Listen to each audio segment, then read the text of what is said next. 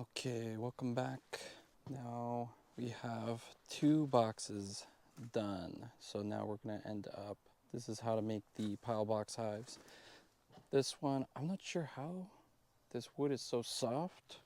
The one I have here is it's a little rough after getting finished, but here's 2 finished ones. And I'm going to do one more today to build a third. Basically, since my wood is a bit taller, they're a lot taller. So that's 2 boxes tall. This is 2 boxes tall. I also coated a little bit of beeswax on it already as well. If you're not familiar with the pile box hive, which is for the Japanese bee, they will start building their comb on top of this, and they build down. So that's why the wires help support the comb. Since they build down, the brood and everything's at the bottom. So once they have grown down here, you can cut while they store the honey at the top. So when you have a few extra boxes high, basically you come in here, with a string or like a wire, and you cut through the top box, and then you take the top box. And then when you need to add a new box, you don't put it on top, you have to lift up the whole hive from this one and put a new box at the bottom there. So that's essentially how that works. And then this is also a gap for the bees to travel between. So through here, there's a gap that bees can come in and out and around both sides, so they can get around their comb on here. So both of these parts are essential on there. This bottom box is an optional. This is just what I've seen locally that they do. They make a little trap door on here with this removable board. It's pretty standard to have the removable board, just so you can do inspections. And then, so yeah, this one would always stay with the hive, and you just kind of replace the top boxes. And this will be too high on that. So, and then installing some handles on here as well, just so you can pick them up. I know I've seen some sort of device you can use, pick up the hives, because once it gets a few higher, it gets pretty heavy on there. But I think we should be fine for now on here. But essentially, if you look at the design here, all the wood are the same sizes. So in my case, they're 260, 26 centimeters, or 260 millimeters each. So since they're also 2.5 wide, the total dimensions are 28.5 centimeters. Difference with that is you also have the bottom, which the whole door is going to be the 28.5, or should be. I've already cut the wood on here, so these are all the 260 millimeter, and I have 2 legs built for the floor or the base, and basically 28.5 centimeter front door. So this will be the part that becomes the door. Then the piece that's different is this one. So it's minus 2.5 centimeter. The door is going to take up extra space on that. But these other 2 will be 260. And it's also the middle of spring right now, so they're burning a lot of the weeds right now. But so essentially everything you need for building the pile box hive. So for this door, you do need a thinner, like 1.5 centimeter like square for the rim. And then you also need like a piece of this plywood that's also about 1.5 on that. So as you can see here, I did buy some and kind of been cutting. So both for the floor and then also the roof. So got the roof on this side, floor on that side. Cutting both pieces for that. Oh, and sneak peek on our next project, we got jalapenos that we pre-planted here. Well, also this is a plant. I forget the name, but this plant attracts the Japanese honeybee. So it's normally when a place is run where you have a trap hive.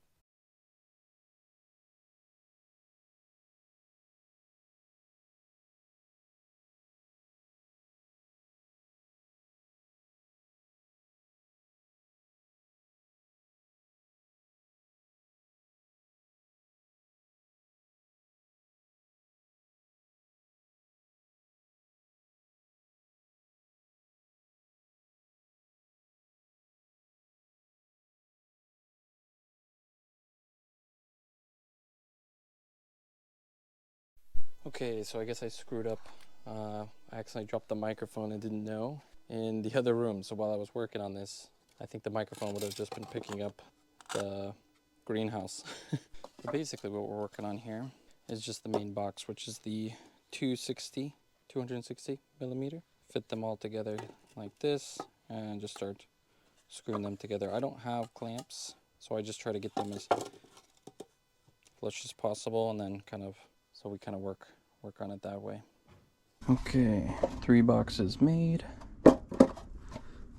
Pretty quick, simple. So this is the process for making the base box that we have. So again, we have the front door, then we have one of the sides, and the other side. So we got the back. It's gonna look like this. Oh, it'll look like this. Okay, and then the bottom, I cut this 4 centimeters down, and then also 4 centimeters or 2 centimeters from the bottom, just to give it the gap for when we have the floor in there. We'll see that in a minute. I'll start putting this together. Okay, and as you can see, since this is the base, these two should line up the same size for the front, because the front's going to take up the full length of the box. Okay, and last piece, I do this last so I can make sure this is as accurate as possible. So it's got to be on the top correctly and the sides. Yeah, unfortunately the wood that I have here is not the best quality either. There are some, as you can see on these other sides there, is that rot? I think wood rot, possibly.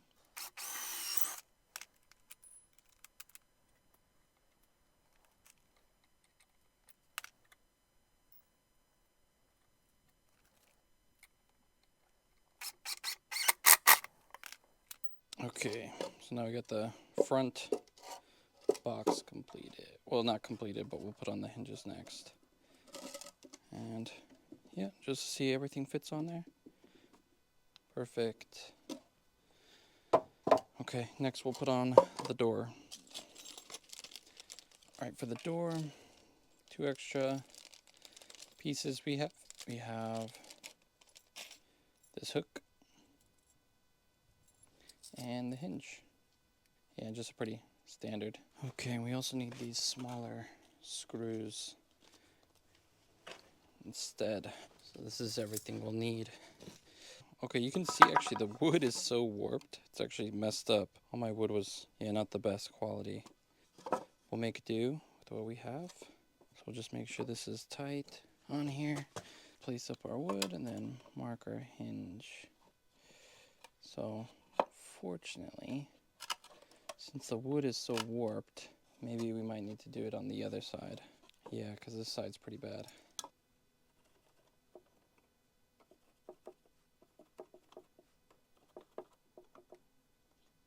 Of course, now that I'm working on it this time, we have it where the wood's a little screwed up on this one. Basically, that's why we have these. So I'll screw this on so then this helps like hold it up in the correct position. So hopefully that doesn't strain too much on the hinge itself, but it's a light door, so I don't think it needs too much.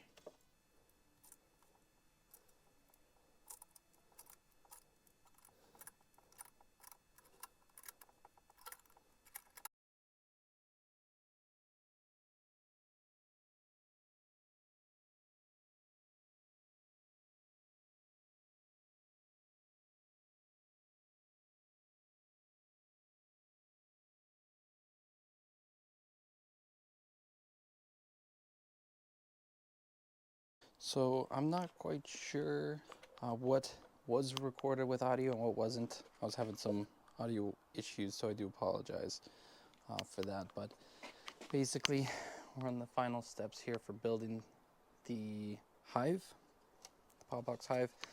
As I mentioned before, the wood on this one was a bit warped, so had some issues. Both sides were pretty bad, I think. So This is the right side, I think, was the least bad of the two. So we put the hinge on that side. But again, this is like an optional piece that we have. This is more just for accessibility, being able to inspect the hive and everything, and also provide them food securely in the winter. So that would be the benefits of having that. I also cut these boards out of a thinner piece. The YouTube videos and everything I've seen before, they typically have like a different type of board that they use on this, but the beekeeper we met, they use something similar to this, where they just leave this on top, and this helps leave that space so bees can come up and around. Yeah, travel between the comb and while still attaching comb to the bottom of this board. So yeah, cut that to the same length. Next step here, you cut out these handles, different sizes, but just for when lifting up the hive, we're just going to attach these on. Actually, after, forgot, have this wire. This is just some spare wire that we have. I'm not sure exactly the dimensions, but it's relatively thick. So yeah, it's sturdy enough to hold hive. So we'll cut through on, and it should be a little higher up, because I've seen when you add a box underneath, sometimes you'll want to add it upside down because the hive is already extending below. So when you have a hive that's already coming out here, you don't want the wire to get in the way. So sometimes you'll have to invert it to accommodate for the hive when you're adding the box. So it's good to have it higher up. So one side has it high, the other side would have more of a gap in the case here. So that's what we'll be working on next. So I'll just drill holes on all four corners, and then I do add a third screw just for support and to add more strength. So yeah, I usually do that during this step, since I just want to have two screws in, just in case there's any kind of mistakes when this is made. It's less invasive and everything. So we'll get started on that. Okay, so with the wire, you just need two things. I mean, if you have it cut already, we'll get some wire cutters. I'm sure this would work, but this is a bit better on that. Get your wire and just feed it through one side.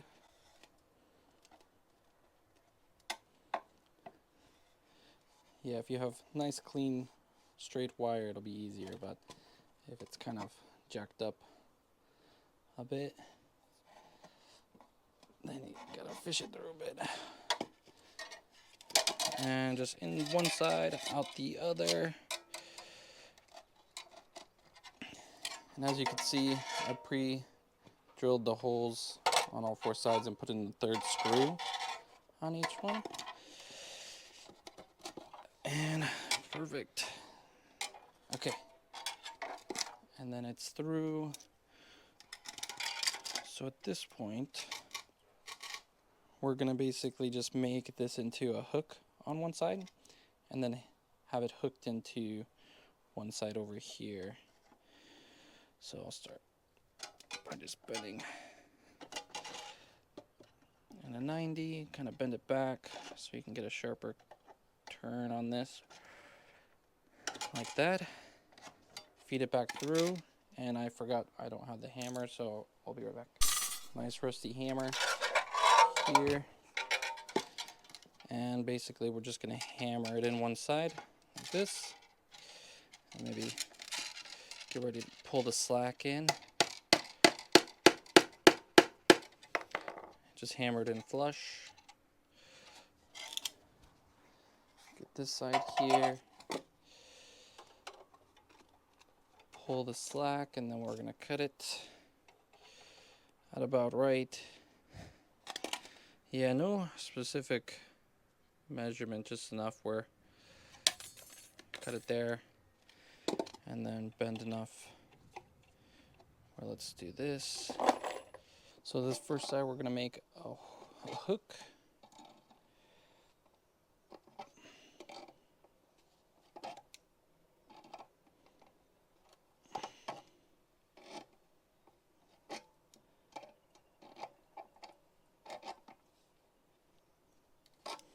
like so, and then hammer this through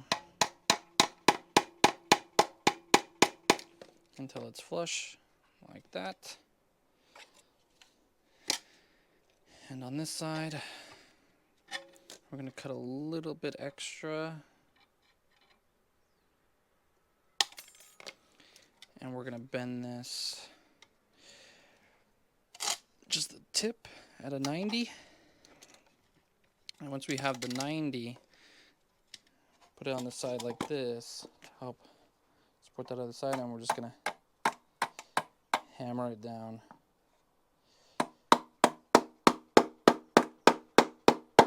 Like that. So now we'll have more of a sturdy side for this. So that's how we'll do all the boxes from there. Okay? So just 2 wires, each side make an X or a plus, cross, whatever. For handles, I'm putting this one on real quick just because this would kind of split a bit, and I kind of want to have a handle here with screws on both sides just to help support it. So I'm going to pre-drill those. These are a bit shorter nails, but as you can see, make sure your nails will at least come through and help. Like these probably could have been a little longer that we could have done for these ones, but the only other ones I have are way too long and they'd be coming through, so it's kind of my only option here for this. So I'm pretty sure 2 screws are fine, but for this one we did 4 just due to the damaged wood. As you can see, it's cracked pretty bad, so I'm going to put wax along those cracks, like a generous amount, just to help kind of seal this area when I do the burning. So hopefully that gives it a little bit more support. But I'll have a few screws to put in here, and then we should be good to go. Next up we have is going to be the roof. So this one, I tried doing measurements before, but it didn't work out the best. So I find that the best way is we're just going to mark where it needs to go. Yeah, so this wood we have here is 12 by 12. Bought it from the local NAFCO, which is the Home Depot of Japan. That's where actually I got all the extra wood I needed.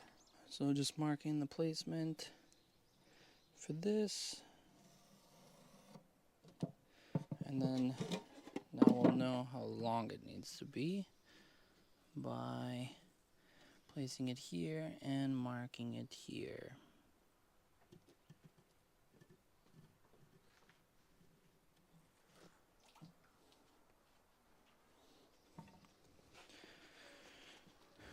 So just made a mark there and leave the gap to place it. And then just a quick cut here.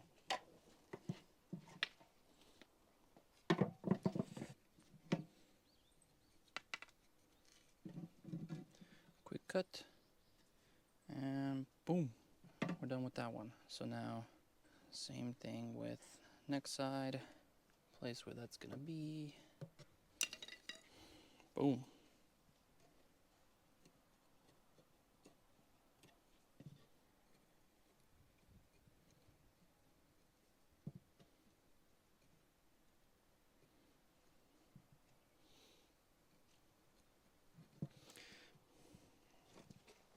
All right, and that's it for the roof. Then we screw these on with a lot smaller screws. So for the screws I got for this are 3.5 by 20. So a lot smaller. So just, yeah, when they go through, they're not going to come through, and it's about, goes up to a little bit of a half. Just hold it like this so you can see better. Yeah, once the screw's in, it'll go in most of the way. So I think that's a good size for it. But just make sure if you have different thicknesses, there's different drill bits as well. Okay, so last few steps we have. So since we do get typhoons and bad weather. Here we do have these stakes that we'll be putting alongside the actual bee yard or beehive itself. So we'll go up here and take a look at it again. So again, this is where we'll have the bees located at. So I do need to work on getting these level. Well, generally level. I don't think it needs to be too perfect, but it definitely affects how the comb is drawn out. Like this one looks like it's slouching over a bit. So plan to put the first one here, second one, and then third. This one gets a bit of extra sun during the day, so I'm a little concerned for that, but then it'll be southeast facing, so they'll get early sun, and then there's lots to forage all over the place. There's clover all over. I'll plant some marigolds, also help, because I'm going to plant some jalapenos down there and start doing my own little gardening, but there's also some flowers and everything already around here. There's a lemon tree, kiwi as well. So there's definitely plenty to forage through, and then there's another little forest over that way, not too far. So since it's facing that direction, I'm hoping the bees will go that way and forage as well and just come back over here. So we'll also have to make a few traps just in case they swarm, because typically with the Japanese bees, you can't really split the hives and control it as much. You basically just have to wait for them to swarm and then catch them, which I've seen lots of videos for it, so it doesn't seem terrible. I guess it just depends on where they're going to be at. There's definitely some high locations here, like up there, that might cause some problems, but we'll cross that bridge when it comes. Again, we have the roof we're going to be using just to help cover for weather on that. Put a couple bricks on the top to make it more secure. So we'll be working on that, and I'll have a final hopefully soon. Last but not least, for the fun part. So we finished the build here. We have the handles installed on just the top boxes. We have the roof piece installed. I think they were calling this the duck board, but it's not quite the same. And we have all the wires in. And next up, we're just gonna be torching this thing. I did install this piece right here. Just it's a little weak on this side. I should have cut this off, but this is to help lift the door so then it doesn't have a bad gap on here. So like a gap here on the roof side or the top. So they only come in through this side. Nothing else can get in. So that's kind of what we did there. But yeah, next part, we're gonna torch this. We got this contraption.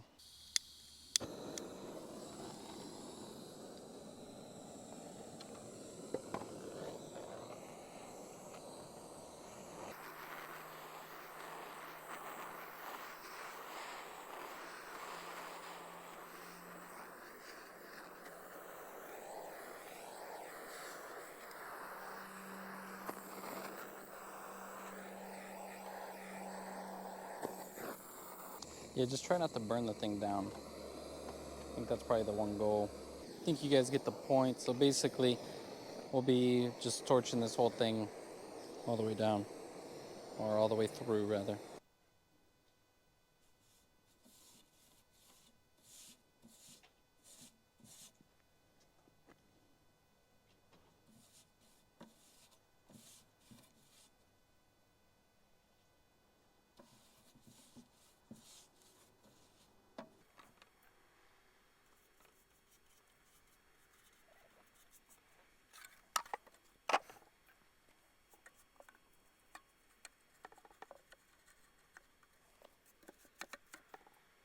So we're just gonna coat a little bit of wax on the inside where they'll build, and also any kind of like parts of the wood that might need some extra strength. So that's how we make the pile box hive. I know people dip this into beeswax, but unfortunately we have very limited amount, and I don't have a big vat to complete that. So that's kind of our limitation on this here. But yeah, that's finished up here. Let me know if you guys have any questions. I think this came out pretty well. I mean, this is my third box I've built. I haven't used any boxes yet, so just a disclaimer that this is just how I'm building it. Hopefully this is correct as well, but how to build the pile box hive. It's a lot easier than the Langstroth since you're not making frames and specific cuts. They're all just about the same size box unless you're making this specific variant with the bottom box, which has a little bit different, but overall it's very simple, very easy, and we'll see how it works with the bees. Hopefully in a couple weeks we'll be doing this. So thanks for watching, and I'll see you guys next time. I'm not sure if I mentioned, so this is we got this beeswax here from the local beekeeper. This is actually beeswax from the Japanese bee already, so putting this on there should be good, just since it's the same kind of wax they typically use. Hopefully it helps when we're getting bees put into these hives. Hopefully that benefits them. But yeah, typically you just need probably 2 to start with, but it's good to have extras just for when the colony grows, just in case they are pretty strong. So yeah, but perfect. Thank you.